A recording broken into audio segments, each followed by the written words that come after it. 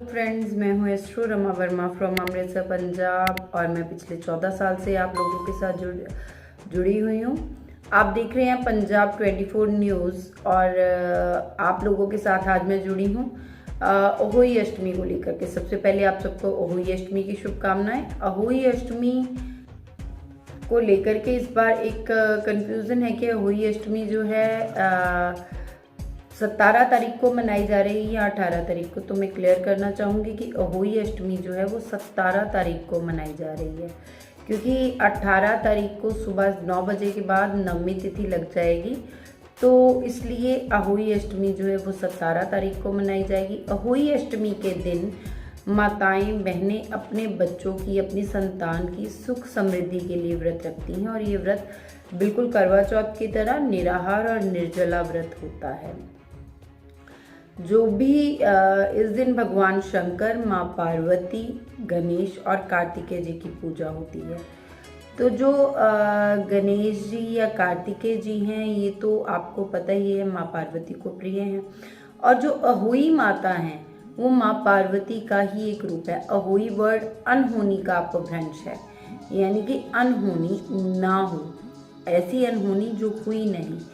तो अहोई अनहोनी को होनी करना माँ पार्वती के बस में ही है। तो इसलिए अहोई माता को पार्वती माता का ही रूप माना जाता है।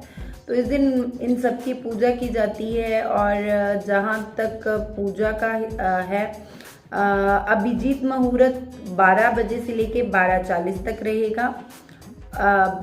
उसके बाद जो पूजा के लिए सर्वश्रेष्ठ समय है, जो पूजा के लिए शुभ मुहूर्त है, वो है शाम 5 बजे से लेके 6:40 तक।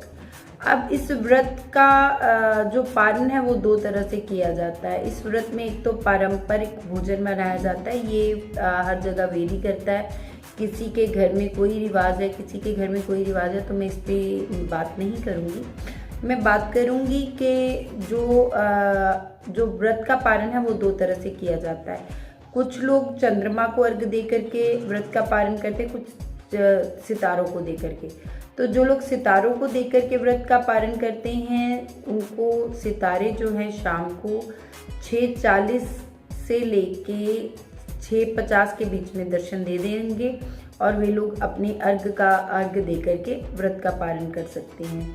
और जो माताएं बहनें चंद्रमा को अर्घ दे करके करती हैं व्रत का पालन, 8:40 तक वेट करनी पड़ेगी, क्योंकि चंद्रदेव जो है वो 8:40 पे दर्शन देंगे। इस दिन अहोई अष्टमी के दिन जो है वो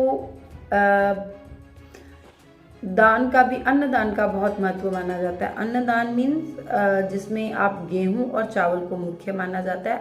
गेहूं और चावल का दान कीजिए और अगर हो सके तो शाम को व्रत पारण के बाद किसी गरीब कन्या की जो फाइनेंशियल हेल्प है वो ज़रूर कीजिए, उसको दान ज़रूर कीजिए।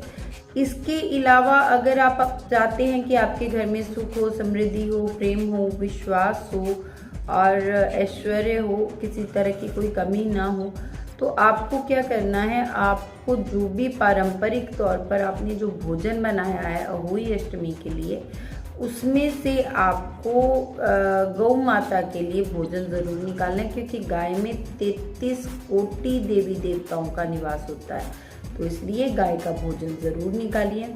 और यहीं पे नहीं, अभी हम गोवर्धन पूजा पे भी बात करेंगे, नरक चौदस पे भी और धनतेरस पे भी, दिवाली पे भी, और मुख्यतः जो ग्रहण आ रहे हैं। सो इस तरह की अपडेट्स के लिए आप हमें फॉलो कर सकते हैं। Please like, follow and subscribe our channel Punjab 24 news. Thank you very much. Take care.